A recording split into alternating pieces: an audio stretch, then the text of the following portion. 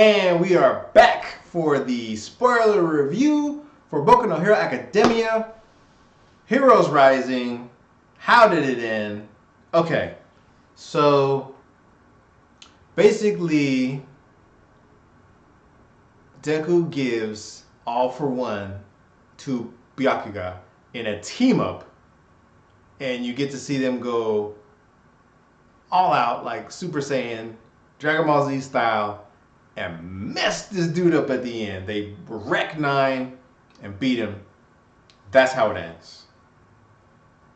Okay, so to give you more detail to that, okay, so basically these villains attack the island. Let me get the names correct on here. They're kind of inconsequential. I don't think they'll be, they're not current in current manga, so I don't think they'll ever be brought back up. Maybe later on or something. You have Mummy, Slice, Shamir, the main guy, Nine. They do show Hawks in this, so that's kind of cool. If you guys remember, Hawks offers a work study program to Toriyama, the guy with the dark shadow power, dark shadow basically. I always say his name wrong. Sorry. Anyways, so in this one, basically, the villain has 8 different quirks, plus his own power. Basically, is like almost like to control the weather. So he's really strong, much stronger than what everyone is at right now. All of them, there's less dialogue and more actual action, which is better in my opinion. They have like kind of the normal like villain kind of comebacks real quick, and they start fighting. They're like, let's get serious, this and that. So the power scaling in this film, in my personal opinion, is off. That's where I had a problem with this film. So Todoroki, man, like they don't let him use his full power. So he more or less relies mostly on ice. He uses his firepower a little bit, but he relies a lot on ice. And in the TV series, they've already kind of covered the fact that he doesn't have a problem using both anymore. Hence the fight they had with Stain.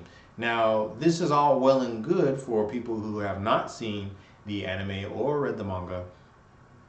Kind of sucks a little bit though for those of us who have seen it, who know that they're kind of depowering him to make this villain fight that he's having with this guy who is just strong and firepower be way stronger than what he should be, going against a bunch of the class of 1A.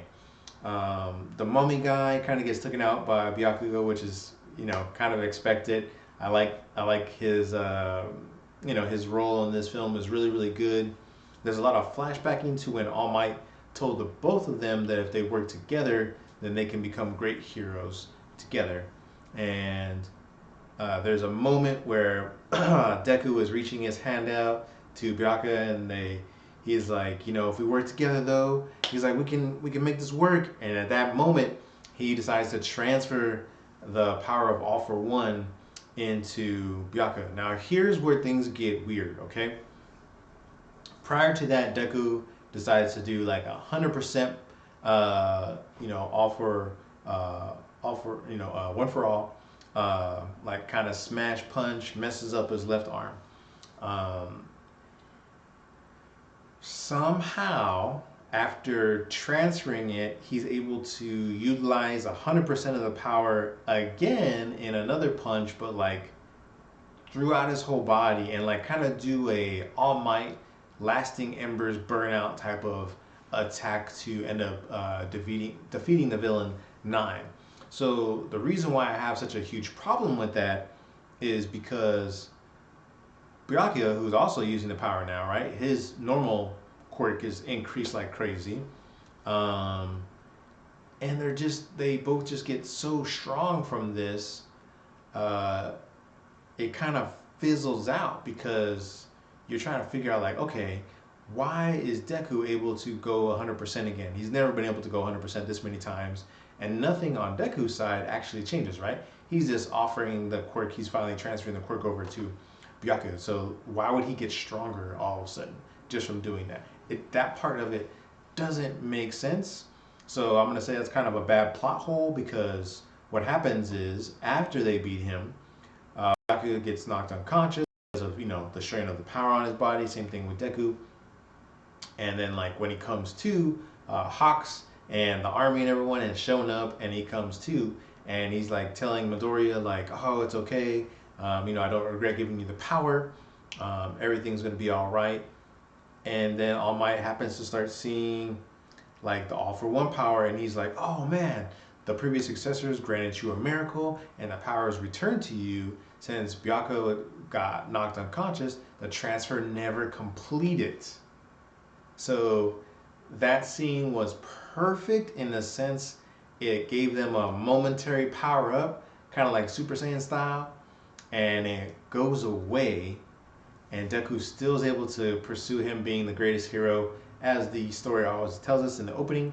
And Byakko got to see what it was like temporarily to have the power of, One for All. So it was, kind of interesting, but like I said, at the same time, I have mixed feelings on it. Like, it could have been done better, I think.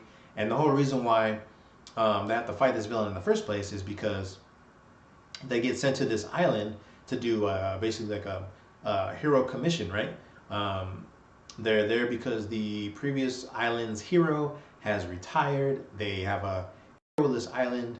However, there's really no crime there, so they don't have to worry about villains technically. In the opening scene, our main villain Nine, gets released, and you find out that Nine is technically like a very advanced Nomu. So he's basically compatible with, One for All, that quirk. So his body can take on a bunch of different quirks, except for his body actually starts to, degrade over time if he uses it too often. So he has a limit to what he can use, and he doesn't like that. So he ends up finding out that on this island there is a kid who has a cell regeneration power, and that's why he's there. He wants to take that, he wants to steal that quirk, and then that way he can use his powers, basically without limits, right? Be all powerful, create a utopian world where nothing but powerful people, you know, rule over everybody and reign. And, you know, very basic villain motive, right? Nothing too different. It's very run of the mill. So that's okay. He's kind of a throwaway villain, but still makes for interesting, fight scenes, right? So from that aspect, that's why I said it's kind of a little mixed there. Animation is beautiful though. Minimal moments where, you know, there's a little bit of, you know, fading in and out from quality, but the majority of it's really, really nice. So overall, once again, 4.5 stars for me. Great, great, great film. Hope everyone gets a chance to go out and check it out. And thank you for all the likes, comments, and subscribes. Don't forget to share this video out to everybody. And we'll see you guys in the next one. Peace.